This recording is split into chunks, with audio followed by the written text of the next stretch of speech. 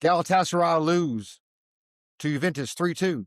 But it doesn't matter because we move on in the Champions League to the round of 16 for the first time since 2014. A Rupuyol Achik. Serkan, don't you love the way we played? Yeah, tell me about it. Despite the win, I'm 100% disappointed. I'm extremely disappointed. Not because we lost 3-0 in regular time, but because of the way that we played. So, Serkan we watched this game together out till we got mad, and then we left because I'm superstitious and he had to go home and finished watching it at home. I was so mad at Okan for the majority of the game. Why? Why Okan? Okan Hoja. Why would you go with the lineup that I liked? All these attacking players. Barış, who just bulldozed him in the first game. Osimhen, who just wreaked havoc on him.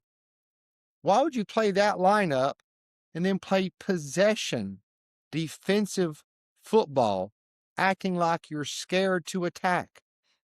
We would get the ball and press 2 or 3 people up and keep everybody back. What kind of team are we? We're a high press team. You have all these great skilled offensive players to do what, Serkan? To press, to attack. And score goals. It was disgraceful. I'm telling you, they missed so many chances when it was 2-0. And with it, absolutely nothing to respond. Nothing at all. I'm honestly losing my mind. Seriously, this was one of the worst games that I ever seen in the past 10 years. We couldn't even press. Where is our pressing game? Where is our pressing strategy? Tell me. What happened to that? What happened It wasn't to that? there. I even said to Serkan, I said, if we win this game, what do we say in the episode? Because Okan coached it so terribly. And you know what exemplified how bad he coached this game? Osimhen, when he scored the goal. He did not even celebrate. He did not, because I feel like he was totally against this. We're not going to press. We're going to try to hold the ball. We're not going to get hurt on the counter. I cannot remember. So we lost to Fenerbahce like 2 seasons ago, and they were down to 10 men. I've never seen us give up 2 goals against a 10-man team. During the regular time, Juventus looked like they had 11 men, and we had 10 men. We lost 4-1 to AZ Alkmaar last year. But that time, we had an excuse. We were playing with 10 men. But this time, Juventus played with 10 men, and we couldn't even press. We couldn't even attack. We couldn't even hold the ball in midfield. It drives me crazy. And the worst thing was, now again, I'm glad we won. We're on. Hopefully we've learned our lesson. I don't think we learned any lessons from our mistakes. But we had the team we wanted. Everybody was healthy. Lamina started. Singo's the guy that fed Osimhen for the goal. We had everything we wanted, and we didn't attack. We didn't press. When we got Juventus down to 10 men the first game, Okan went, let's go, baby. He brings in a Cardi. We attack like crazy and scored all the goals. This game, they go to 10 men. We played even more meager. We slowed it down even more. When we would get fast breaks, it'd be 2 or 3 players hoping they could execute. We didn't press numbers. Even with 10 men, we were keeping 8 men back. And it kept backfiring and backfiring and backfiring. I know the McKinney header was a miracle goal, but you know what? When you have a 3-goal lead and you don't score, you shouldn't put yourself in that position. We should have played 4-4-2 when they were down to 10 men. Why did we wait so long to bring Icardi in? Well, he brought a Cardi in when it was tied, right? It was 3-0, right? Yeah. Yeah. Okan, and so if you've played sports before, you know, if a coach has you in kill the clock, and you slow everything down, and then say the game gets closer tied and he tells you to speed back up, it's really hard to speed back up just like that. It takes a while. So now all of a sudden we're tied on aggregate. Oh, now he's saying, let's attack. You can't just cut it on, Ocon. See what happens when you attack? You find 2 goals. What is Yeah, the pride? yeah. Well, and again, when they get down to 10 men, what do? You run them and tire them out. We didn't do that during the game, and they kept scoring. Thank God the game was up. He went to extra time. Extra time got there. Locatelli was dead on his feet. We were wearing him out. And so they started substituting. They don't have a deep bench. So they started bringing in players not as good. That's when we got to exploit them. We could have done that in extra time if Ocon would have played and coached this game just like last time. It didn't do any good to pick the exact same team as last time, except for Eunice and Lamina, and then play a totally different style of football. If you're going to play this style of football to start, Gundogan should have started, right? That's his game. You don't bring Gundogan in for a fast-paced attacking football. You bring him in for slow down, control the ball. Right. And so I couldn't, it was just mind-boggling to me, the attack, the plan that Ocon had with that team. And I know Lang was frustrated. You saw Lang on the bench. He didn't like it. He didn't like it. Osimhen didn't like it. No. Like, even the announcers were saying, Barış, he ran roughshod over him. And all Barış was doing is kind of drifting around the midfield. You know who'd been good in this game? Eunice. He loves to do that, drift around the midfield. He was on the bench, right? He was. But I seen him on the bench. But that's the guy you start for a kill the clock kind of game. Him and Gundogan would have been great. But let's talk about the positives. Positives are Abdulkarim, Davidson, and Jakobs all had cumulative yellow cards. They got one more. They'd miss the next round. They got no yellow cards, only Shalai. So that's good. No one got hurt, so we're super healthy because the next game's in 2 weeks. We don't know who. We'll find out on Friday, who we're playing and what day it is. What's the biggest positive? Despite the piss poor game plan, despite giving away all those goals. Did we even have a game plan? Did we even have a game plan? It was. So that was our game plan? Go. This is it. With 10. Go ahead. Hold the ball. Don't try to score. That's too risky. And let's hope they don't score too many. That was the game plan. Huh.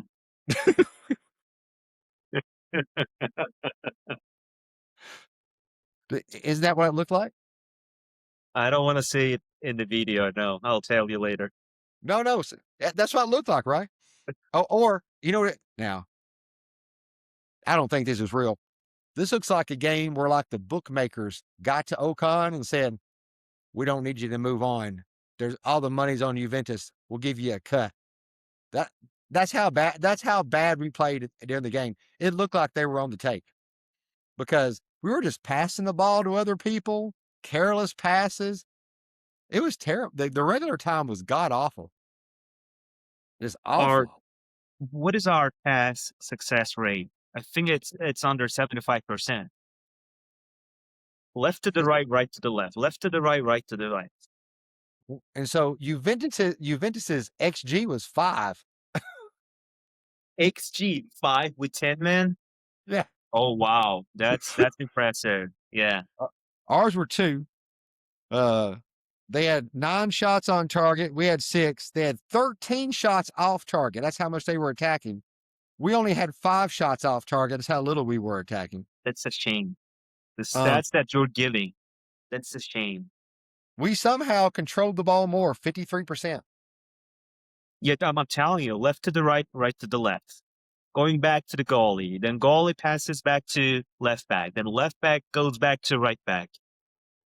And again, it shows you the attack. They're attacking the lack of ours.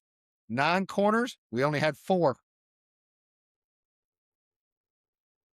But you know what matters the most? 7-5. 7-5. I'm extremely tired. I feel super tired, and I don't know why. Oh, because watching that the regular time, I think it aged us 4 to 5 years. It was a disaster, man. I'm telling you. I think I walked out physically like 4 or 5 years older than I was when I walked in. We're not going back to that place anymore. We gotta find somewhere We else. gotta we gotta find a different spot to watch the game. We went to the same place we went to the 5-2 and thought it was gonna be great, but woo, woo. Oh, thank goodness for Victor Osimhen, his pace, his fitness. He can score. And then Barış, he was kind of a train wreck at points during the game with his passes, but he did score the goal to lock it up. I cried a little bit. I'll admit it. I was a little emotional because when we went through back in 2013, you know, we didn't have a channel. I'd been to like maybe like 6 games at that point and hadn't had a ton of heartbreak. You know, the bigger fan you get and Yeah. the more heartbreak you get, the more this Mhm. kind of stuff means. And so this means a lot to me personally. I know it means a lot to you. And I told Serkan before we recorded, I'm like, you know what? Nobody remembers the Juventus game 13 years ago. Nobody remembers if we played terrible before the Schneider goal. All anybody remembers is the Schneider goal. Osimhen saved us from a disaster. Thanks to him. Schneider, yeah. So nobody's going to remember the 10 men, the crap game plan from Ocon. They're going to remember Osimhen's goal, Barış's goal, and that we're back in the round of 16 for the first time in 12, I'll 13 years. remember this as long as I'm alive. But I never gave up hope. I had my little scarf. I was talking to my scarf. I've got a Champions League Galatasaray scarf. I moved the G. Is that what you were doing? Yes, I moved the G to one side because it was the opposite, and put the Champions League ball on the other side. And I was rubbing them and talking to them. I was cursing, so No, it worked. We won. So yes, despite how painful and agonizing the first half, the regular time was, the extra time belonged to Jim Bond. We vanquish Juventus, and we're either going to play Tottenham or Liverpool. Everybody's saying Tottenham's easier, but I sure wouldn't mind playing Liverpool and beating them. Like as soon as the game was over, Jamie Carragher, the former Liverpool player on Paramount Plus, I think if we play Galatasaray, we've got a 98% chance of beating them. They go, you do, you know, another guy goes, you know, they beat you before. It don't matter. We've got 98%. I'm like, you smug son of a gun. That just kind of stuff just burns me up, burns me up. But the yeah, Champions League games are unpredictable. You never know. you never, you never know. Atalanta eliminated Borussia Dortmund today. Yeah. We were almost a Borussia Dortmund, but we weren't. Yeah.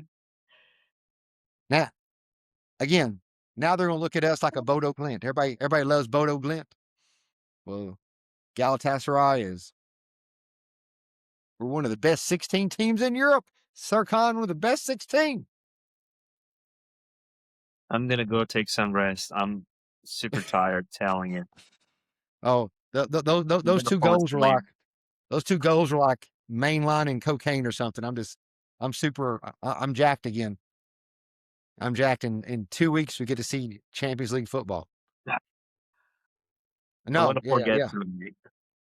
And all these other teams, they don't get to watch it. Juventus doesn't get to see it.